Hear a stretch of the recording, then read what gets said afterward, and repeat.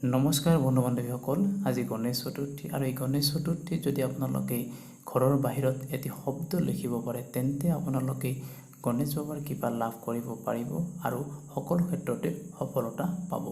আহক বন্ধু বান্ধৱীসকল, সকলো কথা জানিবলৈ ভিডিঅ'টো আৰম্ভ কৰোঁ।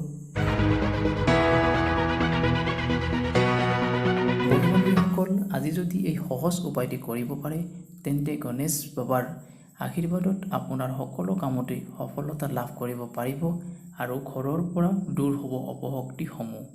গতিকে এই সহজ উপায়টি কৰিব পৰাটো অত্যন্ত মংগলময় হয়।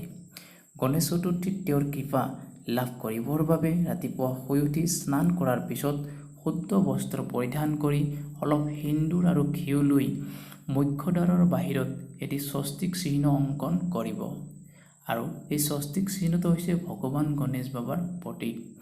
ইয়াৰ পিছত আপোনালোকে বন্ধু বান্ধৱীসকল দৰ্জাৰ দুয়োপাৰে ঋদ্ধি আৰু সিদ্ধি লিখিব। ঋদ্ধি আৰু সিদ্ধি হৈছে গণেশ বাবাৰ দুই পত্নী। আৰু দৰ্জাৰ দুয়োপাৰে শুভ আৰু লাভ লিখিব। শুভ আৰু লাভ হৈছে গণেশ বাবাৰ পুত্ৰ। বন্ধু বান্ধৱীসকল, ইয়াৰ পিছত আপোনালোকে গণেশ বাবাৰ যিকোনো মন্ত্ৰ গণেশ বাবাৰ শ্ৰীচৰণত গৈ জপ কৰিব আৰু আপোনালোকৰ সকলো মনোকামনা গণেশ বাবাক জনাব।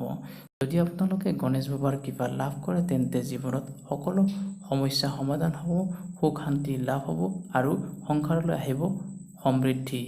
বন্ধু বান্ধৱীসকল, আশা কৰিছোঁ ভিডিঅ'টো চাই ভাল পাইছে। ভাল পালে লাইক কৰিব, শ্বেয়াৰ কৰিব, চেনেলটোৰ সৈতে জড়িত হৈ থাকিবৰ বাবে ছাবস্ক্ৰাইব কৰিবলৈ নাপাহৰিব। জয় আই অসম।